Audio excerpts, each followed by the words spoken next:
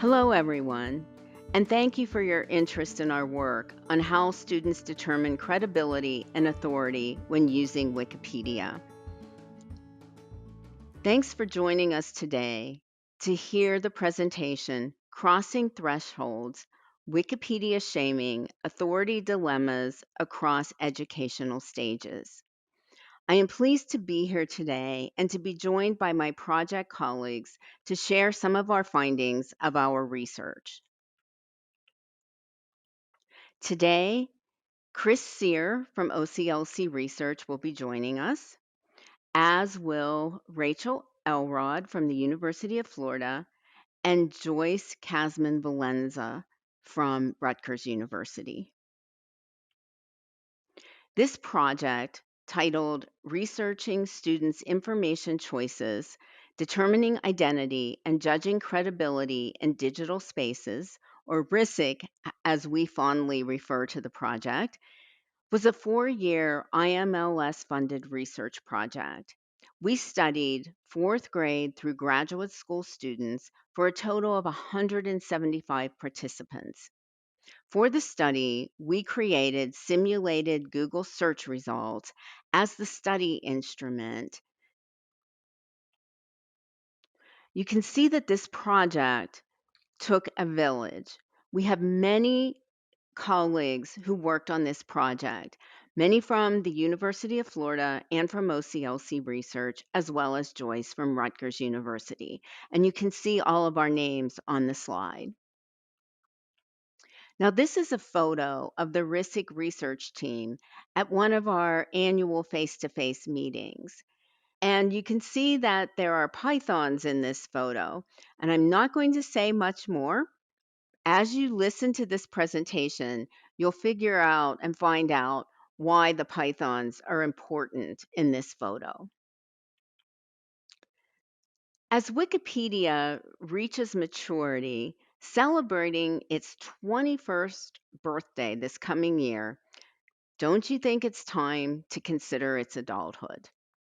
Results from our research of these 175 students, which did use that simulated set of Google search results to see how students select and judge resources for a research project, suggest we should. Since its birth, students have been generally discouraged from using Wikipedia.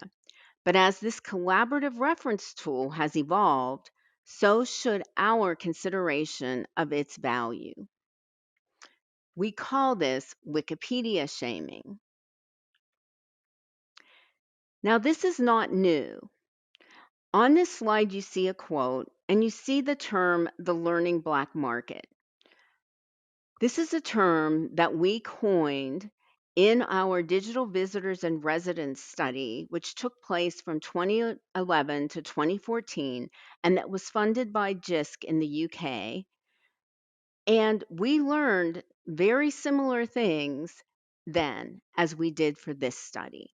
As you see in this quote from a US female undergraduate student, age 19, and a political science major say, it's like a taboo, I guess, with all teachers. They just all say, when they explain the paper, they always say, don't use Wikipedia. Now, we heard many quotes like this in this study. Here's another one from a US undergraduate student, a male, age 18, and an engineering major. He said, I go to Wikipedia, scroll down to the bottom, and there's like references that Wikipedia used. And I click on those references and like check those links because I'm like, that's the fastest way to find a good link. Because, like, if I'm going to search, like, I don't know, heart attack cases or something, like, that's going to take me to forever to find, like, a good website or book to talk about what I'm looking for when I can just type in Wikipedia, like heart attacks or something. Scroll to the bottom, there's already books and websites there for me. And this is something we heard quite a bit. I am now going to turn it over to my colleague Chris Sear to talk about our data collection and analysis for this project. Chris? Thank you, Lynn.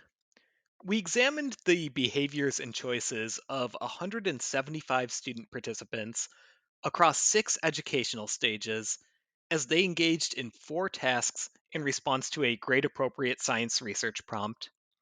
Participants were presented with simulated Google search results and asked to assess whether these resources would be helpful in their research, whether they would be worth citing in their final assignment, how credible they were on a 5 point Likert scale, and what container they were.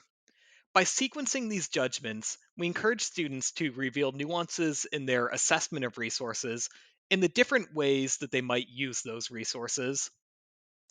Here we can see a video of the beginning of the simulation. As you can see, it was designed to replicate the look and feel of a Google search. Each cohort received a slightly different research prompt tailored to a typical assignment that they might receive at their education level. All of them dealt broadly with the topic of Burmese pythons in South Florida. Regardless of what search term they used, participants within each cohort saw the same set of results in the same order. The cohorts, however, saw a somewhat different set of search results from other cohorts. Some resources appeared for only one cohort, while others appeared for everyone. Participants could click into each result and see them just as if they were a normal web page. An interviewer prompted students to talk about their choices as they reviewed each resource. This gave us rich qualitative and quantitative data on both search behavior and the criteria that they use to evaluate resources. The first task was the helpful task, which asked students to select the resources that they considered helpful to address their research prompt. The cite task displayed the resources that participants selected as helpful and asked them whether they considered those resources to be citable. The credible task asked them to select how credible the resources were, once again, along the resources that they selected as helpful. And the container task asked participants to select the best category to identify the resource's container from 8 possible choices. One of the resources that every cohort saw near the top of the results page was a Wikipedia page on Burmese pythons in South Florida. This was one of the most popular resources, which probably is not surprising. And because so many participants across all cohorts saw it, we could make some interesting comparisons across cohorts. Here we have a chart of the percent of students at each cohort that selected the Wikipedia resource during the helpful task. We can see that students in higher educational cohorts are more likely to select Wikipedia as a resource that would be helpful. Only about a quarter of elementary schoolers selected it as helpful, but more than 80% of graduate students did. We can also see the percent among students in each cohort who selected it as helpful that said they would cite the Wikipedia resource in a research paper. And here we can see the exact opposite relationship from before. Those in higher cohorts, even though they were more likely to select Wikipedia as helpful, were less likely to say that they would cite it in a research paper. This shows that more experienced scholars are using Wikipedia, while younger scholars are more reluctant to use it. At the same time, experienced scholars seem reluctant to acknowledge that it's part of their research process. Why might this be the case? One common explanation for why people do not want to user cite Wikipedia is its open contribution model. The majority of participants mentioned this when discussing the Wikipedia resource during the simulation, usually saying something along the lines of, quote, anyone can just write something on it, end quote. Many even mentioned this as a reason for not wanting to use Wikipedia, saying that teachers told them not to use it because of its contribution model. One might think that this is a reason that many researchers are hesitant to use or cite Wikipedia, but our results do not provide any evidence that this is the case. Participants who mentioned the contribution model were neither more nor less likely to select the Wikipedia resource as helpful or citable than those who did not mention it. If this contribution model does not account for attitudes towards Wikipedia, what does? To answer this question, I'm going to turn things over to Rachel, who's going to go into more detail about this. Thanks, Chris. As mentioned, each participant was asked to speak aloud and tell us anything that they were thinking while looking at the results from their simulated Google search. Before we take a look at what the students had to say, here's what one university professor from our advisory council had to say about Wikipedia's usefulness. They said, I have high confidence in the material because I know that the people who contribute, I'm one, as are my students, are often quite well versed in the subject. Most importantly, the changes are transparent. I can look through the history to read the discussion, much the way I can in open peer reviews. While this professor discusses evaluation at the article level, most of our student participants heuristically judge the helpfulness and citability of a resource at the brand or source level. The New York Times, Time, National Geographic, Springer Journals, and Gale resources have well recognized brand names and reputations that influence student credibility judgments. At the fourth and fifth grade stage, note the binary approach. For many of these intermediate students, Wikipedia is simply bad, and there's confusion over both container type and information type. Wikipedia's openness leads a number of students to categorize it as a blog. A smaller number of elementary students see Wikipedia as a starting point to discover additional content. One elementary school student told us, Wikipedia, which isn't very factual because of what I've heard and what my teachers have been saying, I think it's more of a preprint. Here we see confusion on the container type. Another elementary school student said, usually, if it's on Wikipedia or something like that, I'd go back and search the person to see what other kind of stuff he's written, if he's good at what he does, or if he's just talking about it. Here you see one of that small number of students who's starting to discover Wikipedia as a starting point. At the middle school stage, students continue to resist Wikipedia use, perhaps even more ardently. Adults have advised these students not to use it, and students fear that should they use it, they will suffer grading consequences.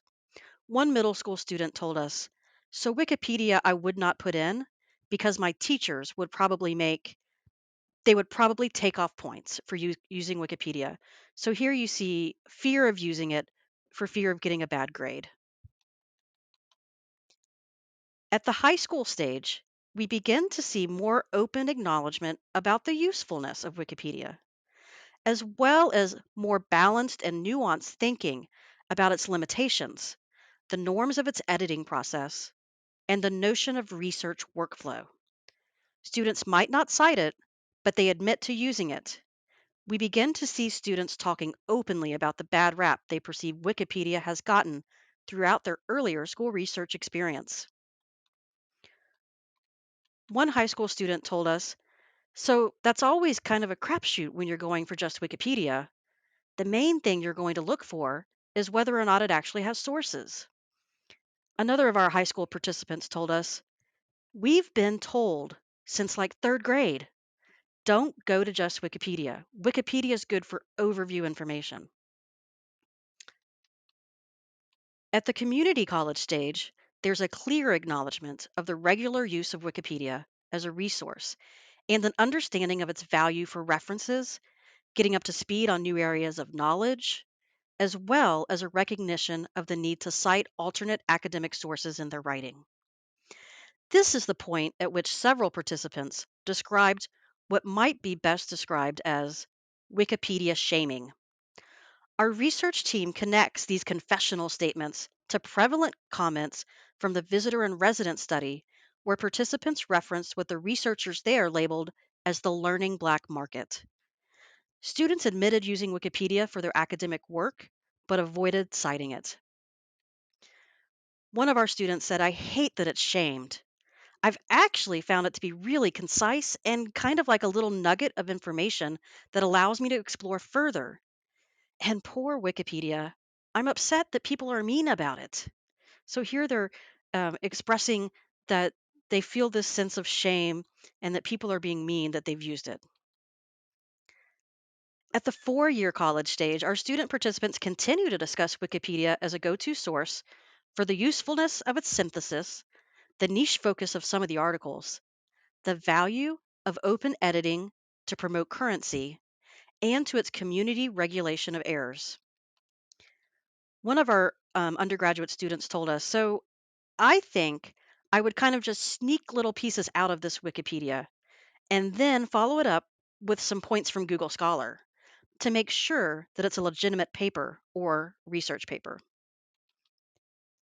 And finally, at the graduate school stage, we continue to see some sly admissions of Wikipedia use for references and the understanding that a wise Wikipedia user will always go to the source. One of the graduate student participants told us, so Wikipedia I would not choose. Well, I'm lying. I would choose Wikipedia. I wouldn't use it as a source in my research project, but I find some interesting information. Another graduate school student told us, I came for understanding. I maybe shouldn't love it, but I love Wikipedia. As you can see, there are various stages to understanding and accepting Wikipedia as a potential resource, depending on the grade level and various levels of shame that accompanies its use. And now I will turn it over to Joyce Valenza. In real life, few of us jump into academic articles when exploring a new area of knowledge. We need context and vocabulary before we enter academic conversations. In the old days before the social web, we would advise students not to cite general encyclopedias, but we encourage the use of these tools for background knowledge as part of the workflow of inquiry. I remember old lessons where I dragged out stacks of print information types and put them on tables to lead discussion about the possible paths for research workflow. We explored the various different types of writing that might be contained within those sources. These discussions involve strategies for developing content knowledge, keeping current, using data, seeking evidence to make arguments, balancing opinion. Of course, cues about container or source type are far less obvious in digital landscapes.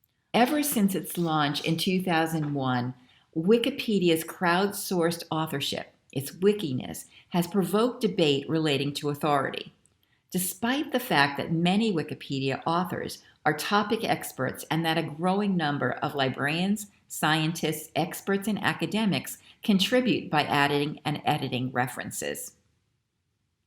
Beyond the brand name of a research tool, students need to know which tools are part of the information ecosystem and how to use all of these tools potentially in their toolkits. Wikipedia has grown and morphed. For instance, in 2019, in a collaboration with Internet Archive, we began to see references in Wikipedia from digitized Internet Archive books available in several Wikipedia language editions. This works with the process of controlled digital lending, or own one, loan one.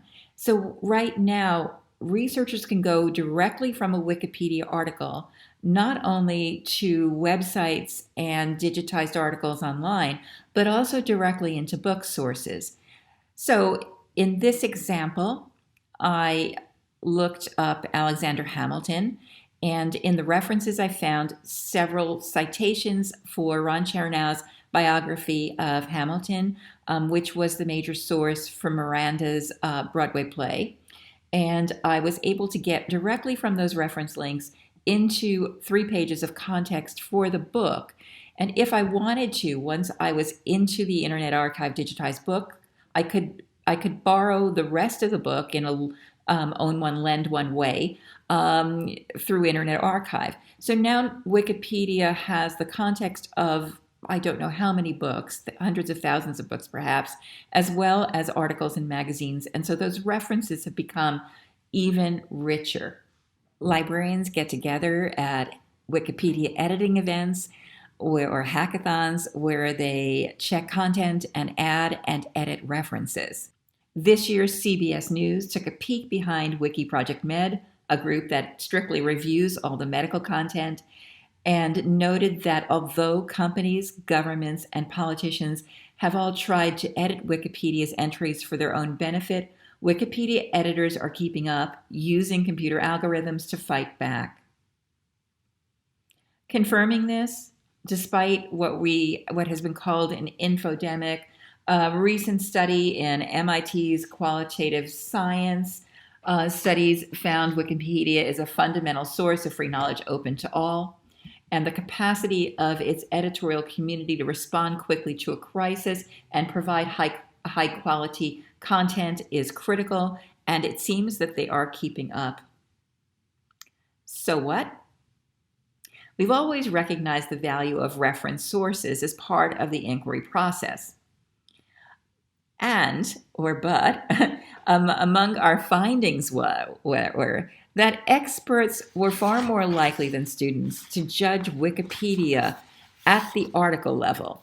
And that means they were looking at it as a brand or a source and not bothering to check the individual article and its value and its authorship. We also found that Wikipedia's helpfulness rose across educational stages, but its citability dipped, and that makes sense about a reference source. We found that young students who were really all about aboutness, they cared that the article had something to do with their topic as they chose it for research. In this particular case, we're on the idea of assessing reliability and credibility. And in this particular case, it wasn't only about aboutness, but credibility, and that Wikipedia was seen as a binary good or bad, largely bad, source. We also had, across the grade levels, we had students seem to have trouble identifying Wikipedia as its type of source, its context, its reference, as a reference or an encyclopedia. And students valued it, especially at the higher level, for its ability to quickly help them develop critical context, discover vocabulary, and gather reference. Even so, they remained largely confessional when describing it. What our participants tell us, Wikipedia continues to be demonized. As a resource brand, it is often placed in that bucket of bad sources without a nuanced understanding of its role as an encyclopedia or tertiary or aggregated source. As we look at it, it seems that it's really not whether to use Wikipedia, but how or when. How can we help? The unwillingness of people to admit to using and perhaps even sometimes citing a Wikipedia article, even when it might be an important source of openly available information, suggests that there is a disconnect between how people are taught to use Wikipedia in research and how they might actually use it. How can we help our students? We can help them consider the needs at various stages during the research process. We can help them understand the various genre of resources within the research ecosystem. We can help them consider how to evaluate articles at the article rather than the source level. And we can help them understand that resources evolve and that long-term heuristics might not serve them. And so, in a world where authority is constructed and contextual, where scholarship is a conversation, according to the ACRL frames, should the use or non-use of Wikipedia remain a binary decision or a hidden or shameful experience? As an open reference source, Wikipedia is under continual construction. Just as it is subject to hacking and potential bias, it is also subject to revision, fact checks, updates, and improvement from its well-established collaborative system of editorial oversight and control. Doesn't it now deserve a seat at the adult table, and isn't it time to end the shaming? You can find this blog post and a research study from our group if you follow the links on these slides. And now back to Lynn. Thank you, Joyce. And thank you, Chris and Rachel, for sharing our findings today. I want to thank all of you for joining us to learn about our research. All of our presentations and papers are available on our project webpage at the URL on this slide. Follow us on Twitter, and please feel free to contact us with any questions. We have included a list of resources relevant to this presentation on the next slide. Thank you again.